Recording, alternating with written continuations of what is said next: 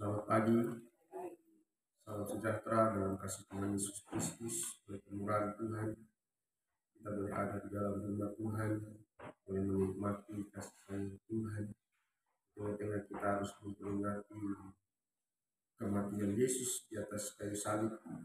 Biarlah sungguh-sungguh kematian Kristus itu boleh menjadi bagian dalam hidup kita.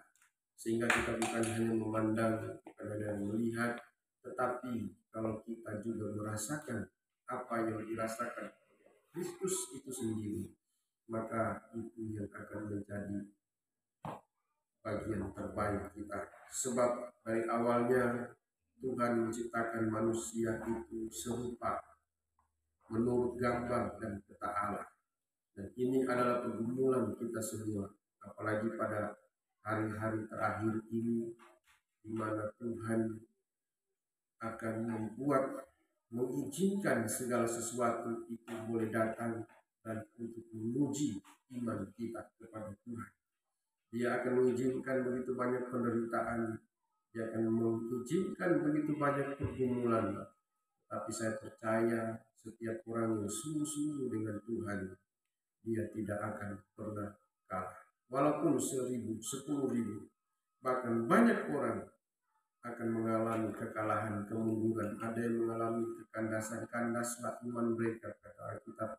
Tetapi orang yang sungguh-sungguh dengan Tuhan, orang yang sungguh-sungguh membawa hidupnya menjadi benar-benar serupa dengan Dia, itu yang akan terus bertahan. Nah, ini pergumulan bagi setiap umat Tuhan. Kasih itu akan semakin dingin, sehingga orang tidak akan lagi suka beribadah. Kasih kebanyakan orang akan menjadi dingin.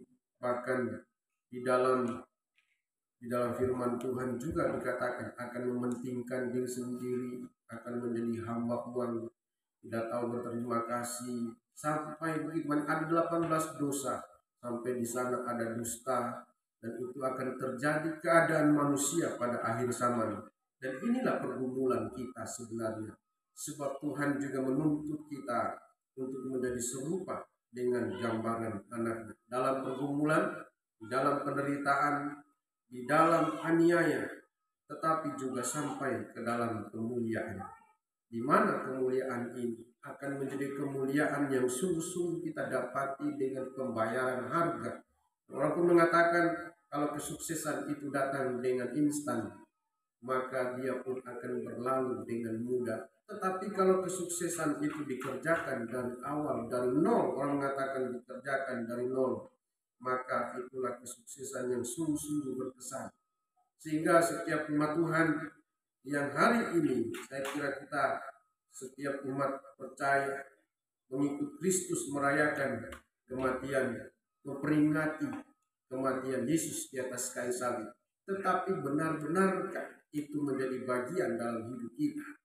Benarkah itu menjadi bagian dalam hidup kita? Apa yang dialami oleh Yesus? Kalau Yesus berkata, kalau kamu mengalami penderitaan, ingatlah bahwa aku telah terlebih dahulu mengalami itu. Jikalau kamu diludahi, dicaci maki, ingatlah aku yang terlebih dahulu diperlakukan mereka seperti itu. Dan pada waktu kematiannya, pada waktu menjelang kematiannya, ada satu pergumulan yang seringkali luput dari pikiran kita. Tetapi itu yang seringkali Tuhan ingin supaya dialami juga oleh manusia. Ya, bukan saya katakan kita ingin melakukan itu, kalau Tuhan tidak izinkan maka itu tidak akan terjadi. Tetapi kalau Tuhan izinkan semua hal itu terjadi, maka ingatlah bahwa Tuhan mempunyai urusan dengan hidup kita. Tuhan mempunyai berperkara dalam hidup kita. Dan saya percaya Tuhan pun memandang bahwa engkau layak mengalami semua itu. Tetapi jangan sampai kita kecewa dan menolak Dia. Pada waktu kematiannya, kematian Yesus itu sebenarnya adalah kemenangan. Adalah kemenangan dari pergumulan menghadapi keadaan-keadaan dari luar maupun dari dalam. Saya katakan dari luar ada dari pihak orang Israel, dari pihak orang Yahudi, dari pihak tua-tua yang akan membunuh, menangkap Dia, tetapi juga Dia menghadapi pergumulan itu justru dari dalam. Pergumulan itu sebenarnya yang terberat itu dari dalam. Bahkan orang mengatakan walaupun kita menghadapi pergumulan besar di luar, Tapi kalau di dalam kita ada satu kekuatan, ada saling menopang di dalamnya, maka itu bisa dihadapi. Tetapi pergumulan yang dialami oleh Yesus, pergumulan yang dialami oleh Yesus pada waktu akan menjelang kematiannya, dia menghadapi pergumulan dari luar dan juga dari dalam. Pada waktu saya membaca ini tadi malam, bahkan beberapa hari yang lalu, saya mengambil 3 hal di mana pergumulan sementara dia bersama-sama dengan murid-muridnya, sampai dia mati, dia tergantung di atas kayu salib. Dia mengalami keadaan ini sehingga pada waktu matinya dia mati dengan pergumulan yang berat. Dia mati dengan rasa hati, dengan kekecewaannya. Kalau manusia mengatakan itu kekecewaan, tetapi kemenangan pada waktu dia mati adalah kemenangan yang sungguh-sungguh, adalah kematian yang terhormat bagi dia. Bayangkan seorang Yesus, dalam ukurannya sebagai Yesus, dia menyembuhkan banyak orang sakit, dia memelihara mata orang buta, dia menguatkan kaki orang lumpuh, bahkan memberi makan begitu banyak orang. Dia memberikan penghiburan, dia memberikan rasa aman bagi semua orang. Tetapi pada waktu mati, dia mati, kalau dikatakan dalam kesendirian, bisa dikatakan dalam kesendirian. Karena dari ketiga orang-orang yang sangat mengasihi dia seharusnya, dan orang-orang yang sangat dekat dengan dia, mereka meninggalkan dia. Yang pertama, Yesus itu ditinggalkan oleh sahabat dan kepercayaannya. Itulah Yudas Iskariot. Pada waktu menjelang kematiannya, bahkan pada waktu mereka ada bersama-sama dalam perjamuan terakhir, Yesus itu ditinggalkan, bahkan dikatakan dihianati oleh sahabat dan kepercayaannya sendiri. Itulah Yudas Iskariot. Dan yang kedua, Yesus itu juga ditinggalkan oleh murid-muridnya.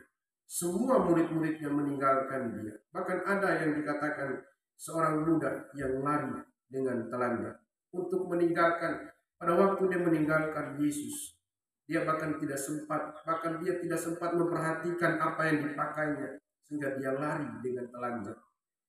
Dia tinggalkan oleh murid-muridnya atau pilihan sekaligus anak didiknya.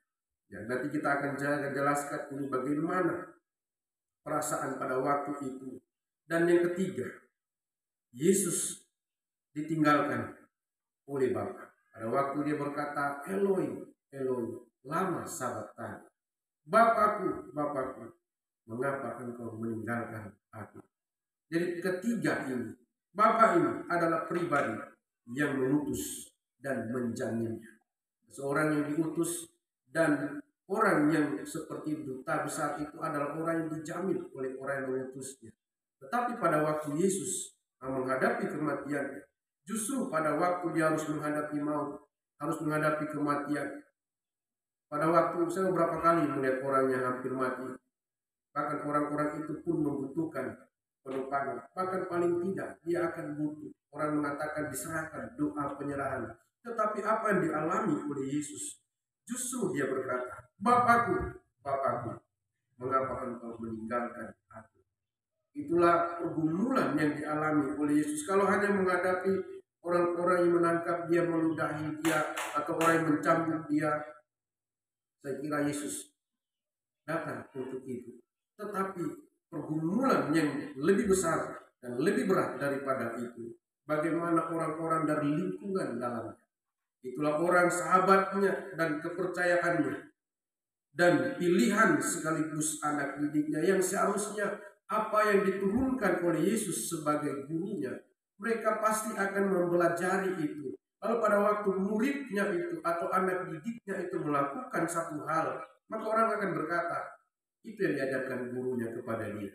Sehingga pergumulan beban batin yang dialami oleh Yesus ini sungguh-sungguh adalah beban yang begitu berat. Dan ini untuk saya dan saudara. Dia melakukan ini semua, dia mengalami ini semua hanya untuk saya dan saudara, supaya kita bisa diselamatkan, supaya kita bisa diangkat, supaya kita bisa belajar dari dia. apa yang dialami oleh Yesus, apa yang dikerjakan oleh Yesus, apa yang Tuhan izinkan dia harus alami, itu sungguh-sungguh membuat kita bisa belajar. Dan kita, kalau dikatakan kita menjadi serupa dengan dia, maka kita tidak cukup hanya melihat mujizatnya. Kita tidak hanya cukup melihat bagaimana dia menolong begitu banyak orang. Dan kebanyakan daripada umat Tuhan hanya memandang sampai di situ. Ukuran daripada mengikuti Yesus, ukuran daripada melayani Yesus itu, bagaimana kita bisa melakukan mujizat, itu tidak salah. Tetapi pada waktu Tuhan izinkan kita harus menghadapi, melihat sampai bagian dalam dari kehidupan Yesus ini, sebagai kehidupan yang ditinggalkan dan terus ditinggalkan, apakah di sana kita bisa kuat menghadapi ini semua? Yang pertama, dia ditinggalkan oleh Yudas Iskariot, seorang sahabat dan juga kepercayaannya. Sahabat Yesus atau orang kepercayaan, sehingga dia dipercayakan untuk memegang kas pada waktu itu. Dan Yudas ini adalah kepercayaan di antara murid-murid. Ada murid yang dikasihi, ada murid yang seringkali dibawa, tetapi ada murid kepercayaan. Saya kira orang yang dipercayakan memegang kas itu adalah orang yang dipercayai oleh Yesus itu sendiri. Dia adalah kepercayaan dan juga sahabat. Di dalam Injil Yohanes pasalnya yang ke-13. Injil Yohanes pada pasalnya yang ke-13. Ya, semoga kalau hari ini tidak selesai, masih ada hari Minggu. Tetapi saya kira hari Minggu itu adalah kebangkitan, di mana kemenangan dari semua yang dialami oleh Yesus ini. Di dalam Injil Yohanes pada pasalnya yang ke-13, dari ayatnya yang ke-21, sebenarnya dari ayatnya yang ke-1, pada waktu Yesus sudah tahu bahwa dia sudah akan menjelang akhir, dia justru membasuh kaki murid-muridnya. Tapi kita akan lompat-lompat saja, kita akan baca dari ayat 21, atau kita baca dari ayat 2. Kita baca dulu ayatnya yang kedua, atau dari ayat 1. Yesus membasuh kaki murid-muridnya. Sementara itu, sebelum hari raya Paskah mulai, Yesus telah tahu bahwa saatnya sudah tiba untuk beralih dari dunia ini kepada Bapa. Sama seperti Ia senantiasa mengasihi murid-muridnya, demikianlah sekarang Ia mengasihi mereka sampai kepada kesudahannya. Ayat 2, mereka sedang makan bersama, dan iblis telah membisikkan rencana dalam hati Yudas Iskariot, anak Simon, untuk mengkhianati dia. Yesus tahu bahwa Bapanya telah menyerahkan segala sesuatu kepadanya, dan bahwa Ia datang dari Allah dan kembali kepada Allah. Lalu bangunlah Yesus dan menanggalkan jubahnya. Ia mengambil sehelai kain lenan dan mengikatkannya pada pinggangnya. Kemudian Ia menuangkan air ke dalam sebuah basi dan mulai membasuh kaki murid-muridnya, lalu menyekanya dengan kain yang terikat pada pinggangnya itu. Pada waktu dia tahu bahwa iblis telah membisikkan sesuatu rencana di dalam hati Yudas Iskariot untuk mengkhianati dia, dia justru menanggalkan pakaiannya, lalu dia mengikat pinggangnya, lalu kemudian ia membasuh kaki murid-murid. Pada waktu Yesus tahu bahwa waktunya sudah dekat, dia akan beralih kepada Bapa. Dan pada waktu itu iblis membisikkan rencana ini dalam hati Yudas Iskariot. Dia membasuh kaki murid-murid. Bisakah kita melakukan ini? Pada waktu kita tahu bahwa seseorang itu mengkhianati, tetapi kita membasuh kakinya. Ya, walaupun mungkin tidak semua pada waktu ini tidak dijelaskan, tetapi kita akan lanjutkan lagi pada ayatnya yang ke-21. Ayat 21. Setelah Yesus berkata demikian, Ia sangat terharu, lalu bersaksi, Aku berkata kepadamu, sesungguhnya seorang di antara kamu akan menyerahkan aku. Murid-murid itu memandang seorang kepada yang lain. Mereka ragu-ragu siapa yang dimaksudkannya. Seorang di antara murid Yesus, yaitu murid yang dikasihinya, bersandar dekat kepadanya. Di sebelah kanannya kepada murid itu Simon Petrus memberi isyarat dan berkata, Tanyalah siapa yang dimaksudkannya. Murid yang duduk dekat Yesus itu berpaling dan berkata kepadanya, Tuhan, siapakah itu? Jawab Yesus, Dialah itu yang kepadanya Aku akan memberikan roti sesudah aku mencelupkannya. Sesudah berkata demikian, ia mengambil roti, mencelupkannya, dan memberikannya kepada Yudas anak Simon Iskariot. Dan sesudah Yudas menerima roti itu, ia kerasukan iblis. Maka Yesus berkata kepadanya, apa yang hendak kau perbuat, perbuatlah dengan segera. Tetapi tidak seorang pun dari antara mereka yang duduk makan itu mengerti apa maksud Yesus mengatakan itu kepada Yudas. Karena Yudas memegang kas, ada yang menyangka bahwa Yesus menyuruh dia membeli apa-apa yang perlu untuk perayaan itu, atau memberi apa-apa kepada orang miskin. Yudas menerima roti itu, lalu segera pergi. Pada waktu itu hari sudah malam. Seorang sahabat yang kepadanya Yesus mengambil roti, lalu mencelupkannya, lalu memberikannya kepada dia. Ini pun adalah gambaran daripada seorang sahabat. Seorang sahabat itu menaruh kasih. Seorang sahabat itu menaruh kasih. Dan pada waktu dia tahu bahwa iblis ini telah membisikkan rencana dalam hati Yudas Iskariot, dia masih memberikan roti. Ya, walaupun murid-murid mengatakan melihat itu sebagai sesuatu tanda, tetapi Yesus pun menunjukkan, walaupun dia tahu, tapi dia masih memberikan roti. Seorang sahabat dan seorang kepercayaan yang meninggalkan Yesus. Tetapi dalam pergumulan dalam hatinya, dia tahu, saya tahu pun betapa sakitnya dia harus alami itu. Yang pertama, mungkin dia belum tahu kalau murid yang lain pun akan meninggalkan dia, termasuk Petrus menyangkal dia. Sampai kepada pribadi Allah, tetapi dia diawali dengan Yudas Iskariot. Pada waktu dia membasuh kaki murid-muridnya, pada waktu mereka sedang makan bersama, harusnya di dalam perayaan itu, harusnya di dalam dia menghadapi hari kematiannya, harusnya dia akan menghadapi atau mengakhiri pelayanannya di dalam dunia ini. Dia mau supaya bersama-sama dengan murid-muridnya itu ada bersama-sama dalam satu persekutuan. Ada dalam satu persekutuan yang indah, sehingga dia pun harus berkata, pergilah pergilah mendahului, persiapkan tempat untuk kita makan bersama. Dia berkata kepada murid-muridnya, pergilah, katakanlah kepada tuan rumah itu, Tuhan yang memesan ini. Lalu dipersiapkan segala sesuatunya untuk mereka makan bersama. Itu kerinduan Yesus. Tetapi pada kenyataannya, Yudas Iskariot harus mengkhianati dia. Bagaimana perasaan pada waktu itu seseorang yang sangat dikasihi, seorang yang dipercayai, seorang sahabat, lalu kemudian mengkhianati dia. Ini yang pertama. Dan yang kedua, saya akan singkat saja ini. Injil Markus pada pasalnya yang ke-14. Injil Markus pada pasalnya yang ke-14. Markus 14 ayatnya yang ke-50. Ayatnya yang ke-50.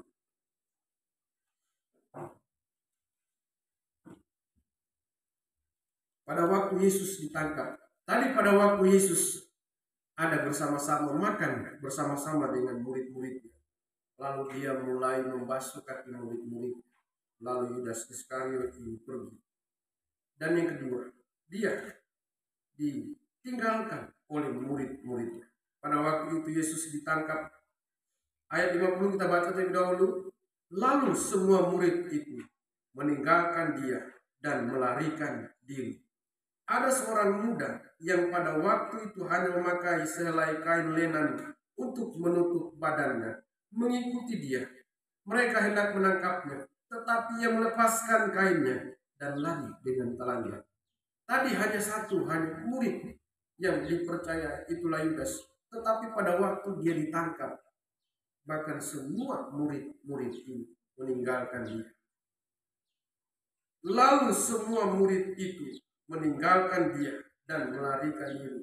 Justru pada waktu Yesus harus membutuhkan penguatan.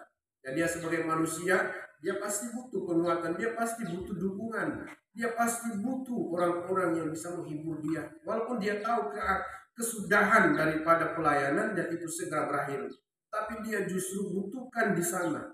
Bagaimana murid-murid ini harus menjadi orang yang menguatkan dia. Harus menjadi orang yang, walaupun mereka tidak bisa menguatkan secara kata-kata, tetapi pada waktu dia melihat bahwa pada waktu dia ditangkap ada murid-muridnya di situ. Saya percaya hatinya pun dikuatkan. Walaupun murid-muridnya mungkin tidak berkata apa-apa, tetapi pada waktu dia harus ditangkap, lalu dia melihat murid-muridnya ada di sekitar situ, itu pun satu penghiburan. Seperti orang yang menjenguk orang sakit, ya katakanlah seperti itu. Walaupun mungkin kita tidak berkata-kata, tetapi orang yang sakit itu melihat bahwa kita hadir di situ, hatinya itu sudah dihiburkan. Tetapi apa dialami oleh Yesus? Lalu semua murid itu meninggalkan dia dan melarikan diri. Secara manusia, apa yang didapatinya, apa yang dikerjakannya selama dia ada di dalam dunia ini, sepertinya tidak ada hasil sama sekali. Pada waktu dia harus bergumul semalam-malaman untuk memilih 12 muridnya, sampai pada waktu dia harus ditangkap dan murid-murid itu meninggalkan dia. Sepertinya apa yang dikerjakan oleh Yesus itu tidak ada artinya. Tidak ada yang berhasil. Dengan susah payah dia harus memilih murid-muridnya. Dengan susah payah dia harus mendidik mereka. Di mana Yesus berada, di situ mereka berada. Pada waktu Yesus memberitakan Injil sampai ke Danau Tiberias, di sana pun murid-muridnya ada. Pada waktu mereka harus menghadapi gelombang badai di danau, di sana pun murid-muridnya membangunkan dia. Guru, kita binasa. Tetapi pada waktu dia ditangkap, semua murid-muridnya meninggalkan dia. Lalu saudara manusia, apa yang dikerjakan oleh Yesus itu di dalam dunia ini? Tidak ada hasilnya. Tidak berhasil. Dia mengumpulkan muridnya, dia mendidik muridnya, tetapi justru meninggalkan dia. Sepertinya Yesus itu tidak berhasil. Sepertinya Yesus itu bahkan kalau kita melihat ini dari sudut seorang murid, maka orang-orang bisa berkata, begitukah murid Yesus itu? Begitukah yang diajarkan oleh guru mereka? Yesus ini, kalau kita melihat, kalau kita bisa membayangkan, dia selalu mendapatkan pergumulan yang bertubi-tubi. Di satu sisi tidak ada yang berhasil. Orang melihat bahwa tidak berhasil, dia memilih murid. Lalu kemudian orang pun juga akan mengatakan tidak berhasil dia mendidik murid-murid itu. Kebanggaan daripada guru itu adalah bagaimana muridnya itu bisa paling tidak bisa menjadi sama seperti dia. Walaupun mungkin tidak semua, tidak sama seperti dia. Tetapi sekarang kebanyakan orang mengatakan, biarlah murid anak didik saya itu menjadi lebih baik dari saya. Tetapi pada waktu murid-murid ini meninggalkan Yesus pada waktu itu, orang-orang pun bisa berkata, dan ini bisa menjadi cemooh, bisa menjadi cibiran. Itukah murid-murid Yesus itu?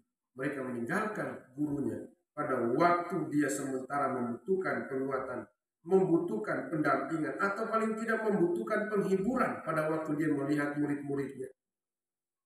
Demikianlah yang dialami oleh Yesus. Pada waktu itu imam, orang-orang yang datang menangkap dia itu, dan Yesus berkata-kata kepada mereka, kita akan mundur baca ini. Kita bisa melihat bagaimana apa yang dialami oleh Yesus ini. Ayat yang ke-43. Waktu Yesus masih berbicara, muncullah Yudas, salah seorang dari ke-12 murid itu, dan bersama-sama dia serombongan orang yang membawa pedang dan pentulu, disuruh oleh imam-imam kepala, ahli-ahli Taurat dan tua-tua. Orang yang menyerahkan dia telah memberitahukan tanda ini kepada mereka. Orang yang akan kucium, itulah dia. Tangkaplah dia dan bawalah dia dengan selamat. Dan ketika ia sampai di situ, ia segera maju mendapatkan Yesus dan berkata, Rabi, lalu mencium dia. Maka mereka memegang Yesus dan menangkapnya. Salah seorang dari mereka yang ada di situ menghunus pedangnya, lalu menatakannya kepada hamba imam besar sehingga putus telinganya. Kata Yesus kepada mereka, sang kamu, aku ini penyamun, maka kamu datang lengkap dengan pedang dan pentung untuk menangkap aku. Padahal tiap-tiap hari aku ada di tengah-tengah kamu, mengajar di bait Allah, dan kamu tidak menangkap aku. Tetapi haruslah digenapi yang tertulis dalam kitab suci. Itu soal penangkapan Yesus. Tapi murid-murid ini yang sehari-hari mengikuti dia, mereka harusnya tahu bahwa itu memang harus terjadi. Lalu kenapa mereka meninggalkan dia? Ini berbicara soal kesetiaan. Akan ada banyak murid-murid. Bahkan ayatnya mengatakan semua murid itu meninggalkan Yesus. Kita teringat pada waktu Elia lari di padang gurun. Lalu dia seperti mau mati rasanya. Dan dia berkata kepada Tuhan, cukuplah Tuhan, ambillah nyawaku. Dia tinggal seorang diri. Tinggal aku seorang. diri yang hidup. Dan ini juga dialami oleh Yesus. Dialami oleh Yesus, seorang diri menghadapi ini. Lalu di mana kesetiaan murid-murid? Di mana kesetiaan murid-murid? Di mana orang-orang ini yang setiap hari akan melihat mujizat Allah, yang setiap hari merasakan kekuatan, ketenangan di samping Yesus, lalu mereka meninggalkan Dia? Di mana mereka itu semua? Dan ini pun yang diizinkan oleh Tuhan harus terjadi, dialami oleh Yesus, supaya bagaimana apa yang dikerjakan ini sungguh-sungguh merupakan satu beban pergumulan yang besar. Kalau hari-hari ini kita merasakan seperti itu, maka tetaplah kuat. Tetaplah kuat. Karena pada waktu Yesus menghadapi ini, kita baca tadi dalam Injil Yohanes, sudah waktunya Dia akan beralih kepada Bapa. Mungkin ya saya katakan ini ujian terakhir bagi Yesus. Yesus itu menghadapi begitu banyak ujian. Berapa kali ditangkap, dilempari dengan batu, bahkan dikejar-kejar, diusahakan untuk ditangkap.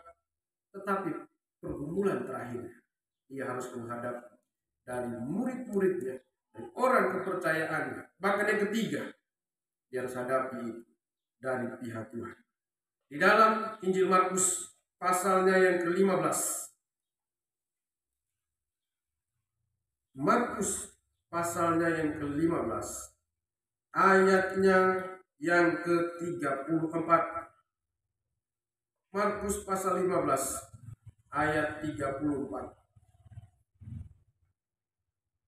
Yesus mati. Pada jam 12, kegelapan meliputi seluruh daerah itu dan berlangsung sampai jam 3. Dan pada jam 3 berserulah Yesus dengan suara nyaring, Eloi, Eloi, lama sabachthani, yang berarti Allahku, Allahku, mengapa engkau meninggalkan aku?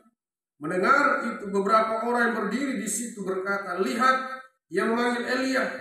Maka datanglah seorang dengan bunga karang, mencelupkannya ke dalam anggur asam, lalu mencucukkannya pada sebatang bulu dan memberi Yesus minum serta berkata, baiklah kita tunggu dan melihat apakah Elia datang untuk menurunkan dia. Lalu berserulah Yesus dengan suara nyaring dan menyerahkan nyawanya.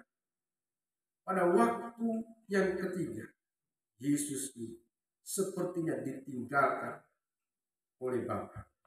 Sehingga pergumulan yang begitu berat, dia harus hadapi. Tetapi dia pun harus hadapi itu. Dan kalau hari ini kita menghadapi seperti ini, mungkin di tengah-tengah kita menghadapi pergumulan, di tengah-tengah nikah, di tengah-tengah pekerjaan, bahkan di tengah-tengah kita harus berjuang dalam pelayanan kita kepada Tuhan. Lalu sepertinya kita dihianati, lalu sepertinya kita ditinggalkan, lalu sepertinya kita dibiarkan, ya bahkan sepertinya kita merasa seperti dibiarkan oleh Tuhan. Tidak ada perlindungan, tidak ada jaminan, tetapi tetaplah kuat di sana. Kalau hari ini kita mau sama menjadi serupa dengan gambaran anaknya, maka saya kira ini adalah pilihan kita. Ya walaupun mungkin kebanyakan daripada orang-orang yang melihat mujizat ini, tetapi Yesus ingin supaya kita mengalami hal ini. Dan kalau dari semua murid itu, mungkin tidak semua menghadapi seperti ini, tetapi berbahagialah. Yang mungkin orang mengatakan, saya menjadi serupa dengan dia di dalam kuasa. Saya menjadi serupa dengan dia di dalam kemenangannya. Saya menjadi serupa dengan dia di dalam pergumulannya. Tetapi kalau diizinkan oleh Tuhan menjadi serupa dengan dia di dalam penderitaan, di dalam pergumulan, sampai di dalam keadaan ini, rasanya seperti ditinggalkan. Maka ini yang kita harus hadapi dan kita terima dengan mengucap syukur. Karena Tuhan itu tidak pernah meninggalkan kita. Tetapi kalau Tuhan izinkan kita harus menghadapi semua ini, maka itu pun adalah satu kemenangan yang besar. Kita lanjutkan ayat 37. Lalu berserulah Yesus dengan suara nyaring dan menyerahkan nyawanya. Ketika itu, tabir bait suci terbelah dua dari atas sampai ke bawah. Waktu kepala pasukan yang berdiri berhadapan dengan dia melihat matinya demikian, berkatalah ia, sungguh orang ini adalah anak Allah. Kepala pasukan ini seorang Romawi harus melihat matinya demikian. Dia lihat dia mati, dia tahu dia mati dalam pergumulan. Beda orang mati itu dalam keadaan tidak ada pergumulan dengan orang mati dalam keadaan pergumulan. Ada beberapa model orang mati. Ya pada waktu kita mungkin pada waktu dia mati sama, napasnya tidak ada lagi. Tetapi beban sebelum dia mati itu pasti akan terlukis pada wajahnya. Pada waktu kepala pasukan ini melihat yang berdiri di hadapannya melihat matinya demikian, berkatalah ia, sungguh orang ini adalah anak Allah. Yang walaupun dia tidak tahu sebenarnya siapa Yesus itu, tetapi dari proses kematiannya, dari pergumulan yang harus dia tanggung, dan pada waktu matinya ini, saya percaya pada waktu kepala pasukan ini melihat matinya, dia tidak tahu bahwa tabir bait suci itu terbelah dua. Tetapi dia melihat pada wajah seorang yang telah mati itu. Di sana ada tanda pergumulan yang berat. Hanya kita yang tahu pada waktu ini. Tetapi kepala pasukan ini tidak tahu apa-apa yang terjadi di bait suci. Pada waktu itu tidak ada handphone dan lain sebagainya. Mungkin dia pulang baru diceritakan tabir bait suci terbelah. Tetapi pada waktu mati, dari cara dia mati, dari raut wajahnya, dari apa yang dilihatnya, dari apa yang dikatakannya pada waktu itu, lalu berserulah Yesus dengan suara nyaring dan menyerahkan nyawa. Ketika itu tabir bait suci terbelah dua dari atas sampai ke bawah. Tapi waktu kepala pasukan melihat ini semua, dia tahu siapa sesungguhnya yang ada di depannya, siapa sesungguhnya yang ada di depannya. Kalau hari ini kita diizinkan menghadapi pergumulan, jangan kita meninggalkan Tuhan. Kalau hari ini kita diizinkan ditinggalkan, bahkan dihianati, jangan kita menyerah dengan pelayanan kita kepada Tuhan. Walaupun Tuhan izinkan, kita harus dibiarkan sepertinya Tuhan biarkan hidup kita. Karena sesungguhnya Tuhan tidak pernah meninggalkan kita. Tetapi kalau Tuhan izinkan, kita sepertinya ditinggalkan sendiri, sepertinya tidak diperhatikan dan lain sebagainya, tidak usah kita kecewa dan menolak Dia. Sebab waktu kita di bumi adalah waktu yang terbatas. Semua manusia akan sampai kepada kematian. Tetapi berbahagialah orang yang menyelesaikan pelayanannya. Berbahagialah orang yang menyelesaikan apa yang ditugaskan oleh Tuhan kepadanya. Mungkin di tengah-tengah keluarga kita ditugaskan oleh Tuhan menjadi kepala keluarga yang baik. Mungkin di tengah-tengah keluarga kita diizinkan ditugaskan oleh Tuhan menjadi ibu rumah tangga yang baik. Atau mungkin di tengah-tengah masyarakat dan lain sebagainya, kita diizinkan sampai ke dalam rumah Tuhan, kita diizinkan menjadi pelayan-pelayan Tuhan, menjadi orang-orang yang rela melayani walaupun kita tinggalkan apa yang kita kerjakan, walaupun kita harus korbankan waktu, pikiran, tenaga kita, kerjakan itu semua. Sebab Tuhan tidak pernah meninggalkan, hanya diizinkan sedikit waktu.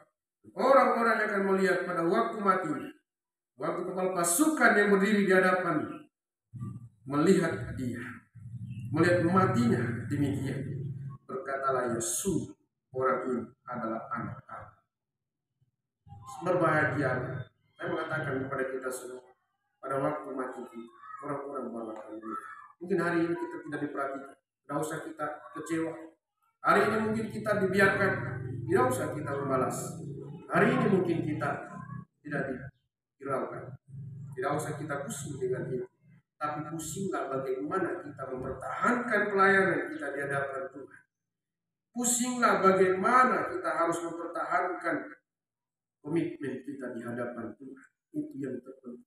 Mau urusan umat hidup kita itu di tangan Tuhan. Ayat mengatakan takutlah kepada Dia yang dapat membunuh tubuh, lalu berkuasa untuk menaruhnya, membawa, melemparkan ke dalam api neraka. Janganlah kamu takut kepada manusia yang hanya dapat membunuh tubuh, tetapi tidak berkuasa membunuh jiwa, dan tidak berkuasa untuk membawa hidup kita kemana setelah kita mati. Tapi takutlah akan Dia yang berkuasa, bahkan membunuh tubuh, bahkan juga membawa jiwa kita untuk ada di dalam penyiksaan. Sehingga apapun yang terjadi lewat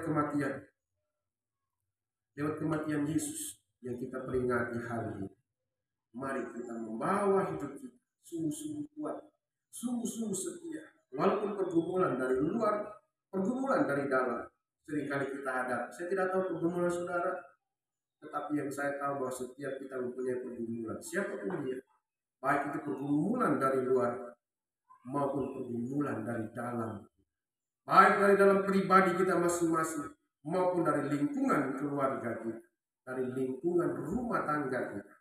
Semua kita harus menghadapi pergumulan. Tetapi kuatlah di dalam Tuhan. Mungkin kali ini, pada waktu kita memperingati kematian Kristus pada kali ini, kalau hal ini bisa terjadi pada hidup kita, mari kita menjadi orang yang taat. Filipi pasal 2. Mari pemain musik mempersiapkan diri. Filipi pada pasal yang kedua. Filipi 2 ayatnya yang ke-8. Mari sama pemain musik mempersiapkan diri. Filipi pasal 2 ayat 8. Dan dalam keadaan sebagai manusia, atau kita baca dari ayatnya yang ke-5. Hendaklah kamu dalam hidupmu bersama menaruh pikiran dan perasaan yang terdapat juga dalam Kristus Yesus. Perasaan apa ini? Pikiran apa? Yang walaupun dalam rupa Allah, tidak menganggap kesetaraan dengan Allah itu sebagai milik yang harus dipertahankan, melainkan telah mengosongkan dirinya sendiri dan mengambil rupa seorang hamba dan menjadi sama dengan manusia. Dia saja yang dalam kesetaraan serupa dengan Allah. Dia tidak pertahankan semua itu, tapi dia mengosongkan diri, mengambil rupa seorang hamba. Lalu siapa saya dan saudara di hadapan? Siapa saudara di hadapan? Siapa saya di hadapan saudara?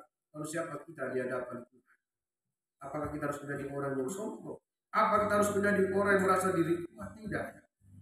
Hendaklah kamu dalam hidupmu bersama menaruh pikiran dan perasaan yang terdapat juga dalam Kristus Yesus, yang walaupun dalam rupa Allah tidak menganggap kesetaraan dengan Allah itu sebagai milik yang harus dipertahankan, melainkan telah mengosongkan dirinya sendiri dan mengambil rupa seorang hamba dan menjadi sama dengan manusia. Dan dalam keadaan sebagai manusia, ia telah merendahkan dirinya dan taat sampai mati, bahkan sampai mati di kayu salib. Mungkin hari ini kita tidak disalib lagi seperti dia, tapi ketaatan ini harus ada pada hidup kita. Ketaatan kepada siapa? Kalau Yesus harus taat, maka kita pun harus taat. Taat kepada pemerintah, taat kepada siapapun juga. Bahkan aku mengatakan kepada lembaga-lembaganya kita harus taat. Terlebih taat kepada Tuhan. Taat kepada Tuhan. Ayatnya yang ke-9.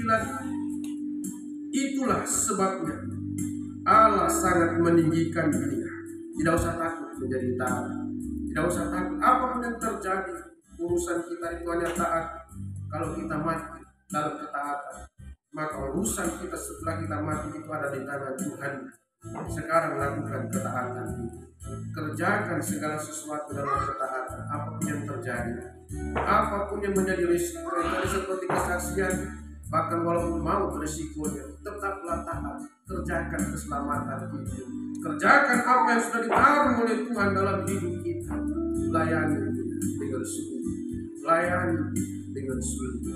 Itulah sebabnya Allah sangat meninggikan dia dan mengaruniakan kepadanya nama di atas segala nama, supaya dalam nama Yesus berteguh lutut segala yang ada di langit dan yang ada di bumi dan yang ada di bawah bumi. Di dalam apa berteguh? Di dalam ketaatan kepada Tuhan. Dimanapun kita berada, taatlah kepada Tuhan. Bahkan kerjakanlah segala sesuatu seperti kita lakukan, kerjakan untuk Tuhan. Kalau hari ini kita punya pergumulan, persoalan, mari jangan sampai ketaatan kita itu menjadi kendor. Jangan sampai kita tidak taat lagi hanya karena mungkin kita rasa dirugikan, sehingga itu membuat kita taat. Karena begitu banyak hal yang bisa membuat kita tidak taat lagi.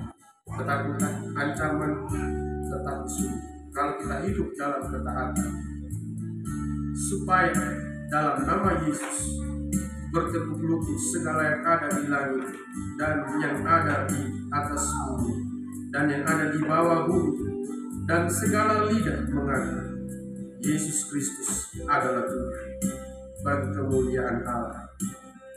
Ini yang Tuhan inginkan di dalam hidup kita. Tidak usah kita lihat orang lain, tapi kita lihat hidup kita. Apakah saya taat? Pada waktu saya merasa ditinggalkan, pada waktu saya merasa dihianati, pada waktu saya merasa bahwa saya tidak diperhatikan oleh Tuhan, tetap bertahan.